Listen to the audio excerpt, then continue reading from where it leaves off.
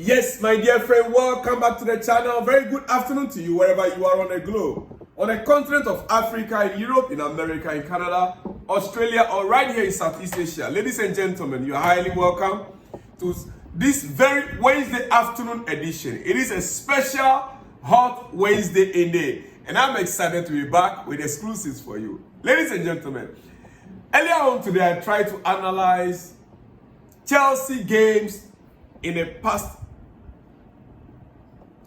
And all those games, the differences, more especially after the Liverpool game, or even before the Liverpool game, there were some differences in the games we played before the Liverpool game and after the Liverpool game. We've seen games where Chelsea scored 3-4 goals and conceded 2. But just after the Liverpool game, we noticed we don't score much more and we concede less. It looks as if our head coach adapted a strategy where he tried to minimize the number of goals we concede, and in so doing, it's affecting our attacking prowess. And we are not getting the needed results we need to get in games. Ladies and gentlemen, so I think from yesterday, we try as much as we can to analyze the situation. But you see, many have said, and it's on social media and everywhere, even on X, the war on X is not easy. Many have said that since Enzo Fernandez was taken out of the squad, we were not able to create enough chances for our attackers. Yes, it is partially true. Indeed, since Enzo was taken out, we have not created enough chances in the games we played without him. Now, Enzo taken out and Romeo Lavia coming in. Others have also said, since Romeo Lavia was brought on to replace Enzo Fernandez, we stopped creating chances. Dear friends, the question is it true or not? This afternoon, I want to open your mind to this fact. The reality on the ground is that it's lazy to analyze or to conclude that since Lavia came into the team to replace Enzo, we stopped creating enough chances. I have never said anywhere like that before. And I will not even think of that. Tactically, Lavia didn't replace Enzo. Tactically, Romeo Lavia did not replace Enzo Fernandez. But Cucurella, who was inverting into the pivot. Yes, we were happy from the onset of this season when we had the inverting. Cucurella inverting, Malo Gusto inverting, even Rhys James, somewhere, one of the games, he also inverted. We were excited about it. But the main person that was inverting was Mark Cucurella. He was inverting into the pivot, while Gusto replaced Enzo. And it's Malo Gusto that replaced Enzo, not Romeo Lavia. Now, tactically, I attribute our creative issues to reducing our creative strength in attack by playing Gusto in attack. I said it earlier on. Maybe I didn't make it very clear categorical this way. Drop Gusto for Nkunku or Enzo or Felix. Listen to me. Drop Malo Gusto for Christopher Nkunku, Enzo or Felix. And we will have that creative strength back. We will have that creative strength back. But we will have to sacrifice a bit defensively right now. Yeah. It's a game of balance. Now, don't put it all on Lavia. Lavia gives something different tactically to this team. You see, how influenced Caicedo gets in every game depends on his partnership, his form, his role in the build-up, and how important it is to have him in the team. So having Lavia partnering with Caicedo,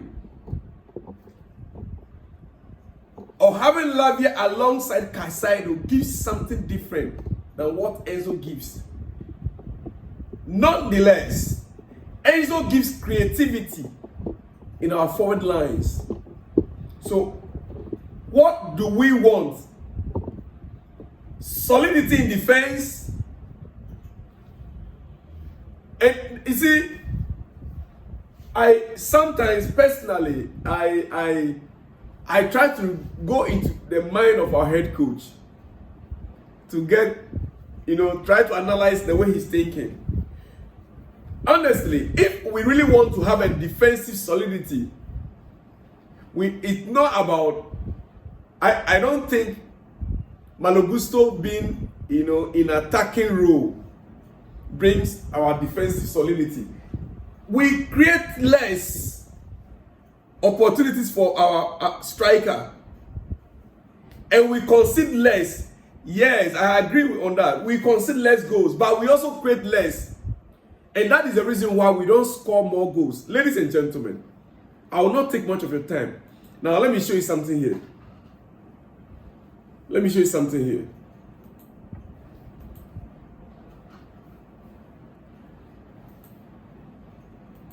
Oh my goodness, where is it?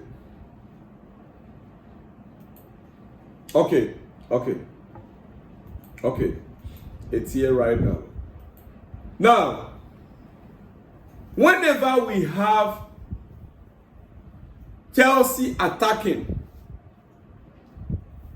and we have a player like Joao Felix, for instance, in a pocket area, in a space, or Christopher Nkunku in a space, or who else? Yes, Joao Felix, Christopher Nkunku in a space, instead of Malo Gusto. What that does to a player like Jadon Sancho or Cole Palmer or even Noni Madueke is that they will not be scared to lose the ball. And they will not be scared to give short passes in between the space. Because the fact remains that when you have Christopher Nkunku within the space and you are under pressure, for instance, Cole Palmer can easily deliver a ball to a player like Christopher Nkunku within the space without fear of we losing possession.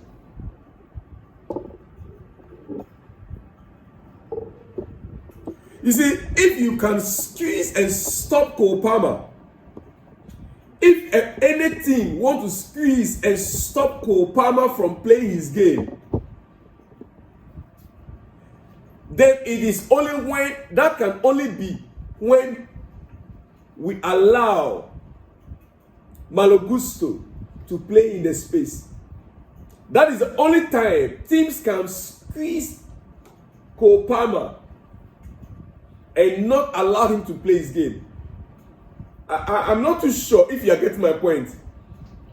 Cole Palmer receiving ball, getting ball, he looks out for a creative player to deliver to. Combination play. Now, Malo Gusto is not that kind of a player. Malo Gusto is a direct player. But if you have a player like Enzo Fernandez in a space, Enzo Fernandez covering up for him, Christopher Nkunku covering up for him, Joao Felix covering up for him, when he receives the ball, or even before he receives the ball, the attention of the opponents are not just on him. the attention of our opponents will equally be on Christopher Nkunku, Enzo Fernandez, or João Felix, because they are equally dangerous. Right now, in essence, what we have done is that Malo Gusto playing up front in a space simply means all the attention has to be on Cole Palmer to create. And once Cole Palmer is squeezed up and stopped, what does that simply means, ladies and gentlemen, you've taken a big part of Nicolas Jackson's game away. And Jackson is, in this case, is our striker. If they can squeeze and stop Cole Palmer, you've taken a big part of Nicolas Jackson's game away from him. And once they've taken that away from him, it means that he will not be receiving the necessary pass. Look, this is because Palmer can't get on and turn and move to thread those balls through to Cole Palmer. Through to Nicolas Jackson. And you will never get so much of Jackson making those vertical rounds that are so dangerous. Ladies and gentlemen, we are on a break, international break. And that is why we are trying to analyze all these things. If we want to get back to our normal self, creating more chances, Jackson doing all the rounds, scoring goals like we saw earlier in the season, that we said we all agree that Jackson has improved. Cole Palmer, earlier stages of the season, we saw what he can do. To carry the momentum, I saw something on X and I was like, somebody said, oh, Jackson scored only one goal on penalty this season. And somebody commented again, oh, Jackson is a one-season wonder. It's like, with all the noise about Cole Palmer last season, he scored only one penalty goal this season. Yes, Cole Palmer scored only one penalty goal this season. So it's like a season wonder. Last season he scored many goals because he had many opportunities to score penalty. But right now, here is the case. We are not creating enough in the area for him. So we are not getting enough penalties for him to score even. That is what it means. We are not creating enough. We are not getting enough penalty. We are not getting enough free kicks in those areas, in the pocket areas, within the space. How do we get it done? We will have to revert back to our normal system. Cucurella playing the inverting role, 3 at the back. Cowell, Fofana. Now Rhys James is back, 3 back. Then Cucurella inverting to the midfield, double pivot. You have Noni Madueke, Cole Palmer, one of João Felix or Christopher Nkunku or Enzo Fernandez. Then we have our left back, our left winger. It could be who? Pedro Neto. Pedro Neto, I would prefer him replacing Noni Madueke. Let Madrid take the left wing. We will see Chelsea firing once again. You see, I've had enough of this talk. And I would like to end it straight away here. In the past 3-4 games, we've not seen the best of Jackson. We've not seen the best of Cole Palmer. It's becoming more of a mockery, even on Cole Palmer. Put the injury aside. Teams have now adopted a strategy to stop Cole Palmer. Why? Because there are not enough creative midfielders around him. The entire job was left for him alone. This is where, ladies and gentlemen, our head coach, Enzo Must, has done a great job since taking over. I see, if you put in context on a table, the work Maresa has done so far since taking over Chelsea is magical. making hard decisions to cut down the squad, compete toe-to-toe, and never park the bus against top teams. Train players within a few months to understand his system. And whichever team he feels plays the same way with clear identity. Whichever team he feels plays the same way with clear identity. Manage the minutes within our injury-prone squad wonderfully, which has reduced the rate of injuries. Yes, he also gets the players to play with the same intensity and commitment in every match. Ladies and gentlemen, Enzo Must took Chelsea to third in the league for the first time since 2021-2022 season, and so much more. With all this, having said all this, ladies and gentlemen, I want to end by saying, in comparison with last season, like I said earlier on, I've seen many messages, I've received a lot of, even on X. In all this, ladies and gentlemen, I want to point out, we cannot just close our eyes and pretend as if Mauricio Pochettino has not played any role in this current squad and the wonders they are doing right now. Look, before I let you go in 2 minutes, Mauricio Pochettino took Chelsea when we were at our lowest, 12 on the league table. We signed 17 new players. 17 new players were signed. 17 new players were signed. Virtually building from scratch.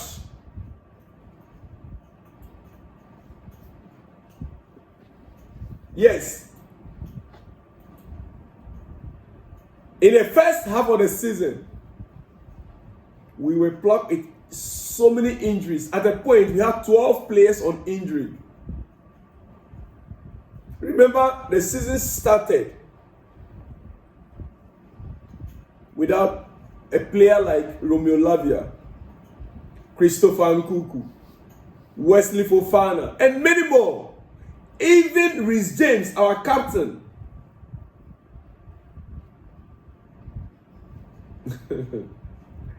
Yet, Mauricio Pochettino took us on until when players began to recover in the later stages of the season.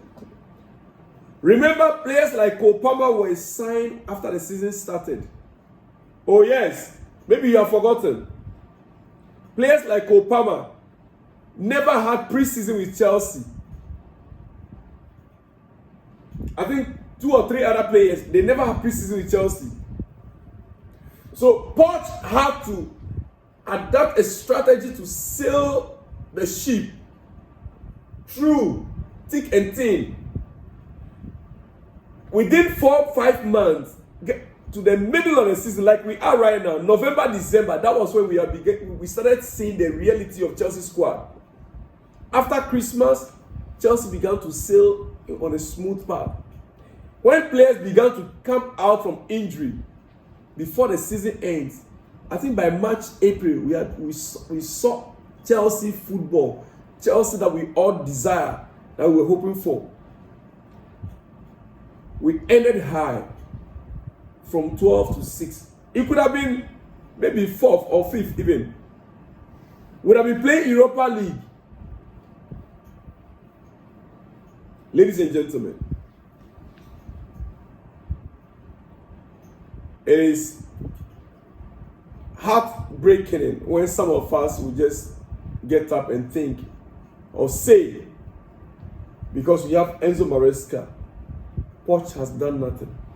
When you want to do a comparison, analyze carefully. Well, it is hot in the afternoon. Let me not go any further. All you need is a little common sense to realize Pochettino inherited a team that finished 12 on 44 points. Got 16 new signings, not 17. 16 new signings in a summer that had never played in the league before and had to build a team from the ground up. First 6 months, he built his squad while juggling an injury crisis. Fofana, Reece James, Christopher Nkunku, Lavia were all out on injury. Kopama, Moise Caicedo, and Romeo Lavia were signed late from their clubs. Did you expect them to be top 4 after all that? A small bit of common sense will let you realize he needed time to build the team or the squad. I'm not in any way advocating for Pochettino. He's gone. Yes. Enzo Must is in the boat. He's the captain of the ship right now. We are having a smooth sail. We are beginning to see some of his other side. Yeah. Yes. Oh yes. Oh yes. Wait a minute. Chelsea would have been better off in a different position if Enzo Maresa, like some of us were thinking, the idea of the goalkeeping department, if it had been solved, those goalkeeper errors from Robert Sanchez would have been second on the league table by now with the talent in our disposal, dear friend. In 2024, it clicked for Chelsea. Throughout, before Pochettino left, throughout 2024, it clicked for Chelsea. Pot produced a top 6 finish. Top 6 finish before he was sacked. You were surprised he was sacked. I was surprised as well. We never expected it. And hey, let me make it very clear tonight or this afternoon, depends on where you are. Pot wasn't sacked on bad record. He had disagreement with the ownership, especially on a set piece coach. He disagreed that Chelsea doesn't need a set piece coach. He was content with his coaching staff that he can handle it. But with this sporting director, they insisted that Chelsea must have a set piece coach. Now, they brought in Bernardo Cueva. So far, how many men down the lane? Any difference? I'm leaving that for your judgment. Dear friends, I'll see you guys in the next one when you see me. Shalom and peace.